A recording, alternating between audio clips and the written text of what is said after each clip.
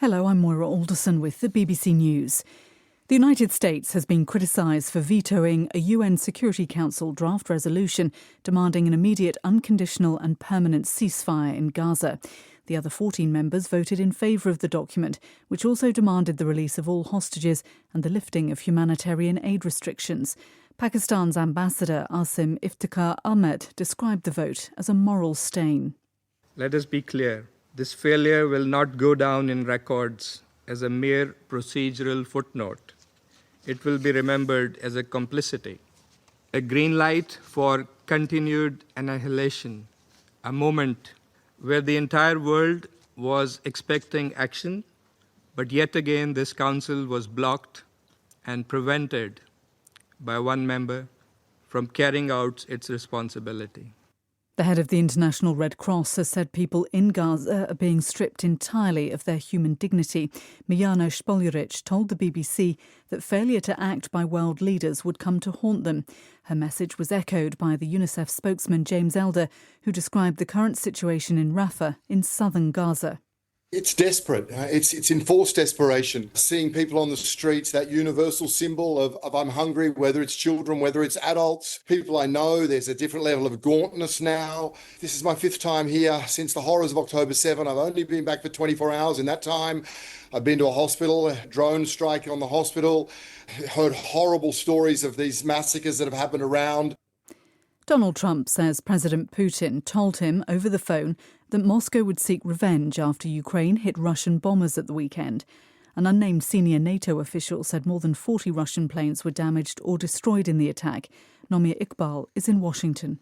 It was like he was just basically relaying the facts to us. There was no indication whether he had tried to persuade Mr. Putin of not doing that. The White House didn't give us any details afterwards if Mr. Trump had tried to dissuade Mr. Putin. I think it almost seemed like Donald Trump is a bystander now when it comes to Ukraine and Russia.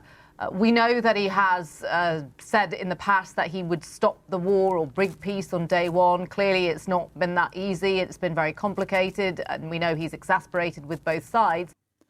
Donald Trump has said Russia's President Putin has offered to take part in nuclear talks with Iran. The US president made the announcement after accusing Tehran of slow walking on a proposed deal.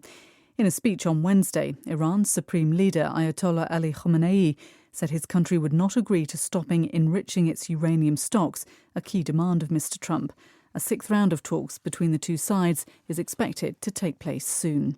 BBC News. Students at Havana University have begun boycotting classes in protest against sharp increases on mobile internet fees. Cuba's state telecoms company announced last week that tariffs would increase more than tenfold for those who exceed their monthly data limits. The Students' Union said the new prices would be too expensive for most Cubans. Officials in the Indian city of Bengaluru say 11 people have been killed and more than 30 injured in a crush outside the city's main cricket stadium. Thousands of fans had packed the streets to celebrate the first ever Indian Premier League title for the Royal Challengers Bengaluru. Janhavi Muley is in Mumbai. According to eyewitnesses, there were thousands who came with flags and banners and they were chanting. So there were a lot of people outside stadium, and we are told by one of the police officers that there were twice as many people that turned up. The crowd tried to push through a small gate in the stadium. That is when the incidents happened, and unfortunately there were fatalities. Janhavi Muley reporting. Hundreds of bus drivers in Bolivia have protested against ongoing fuel shortages caused by a serious economic and political crisis ahead of August's presidential election.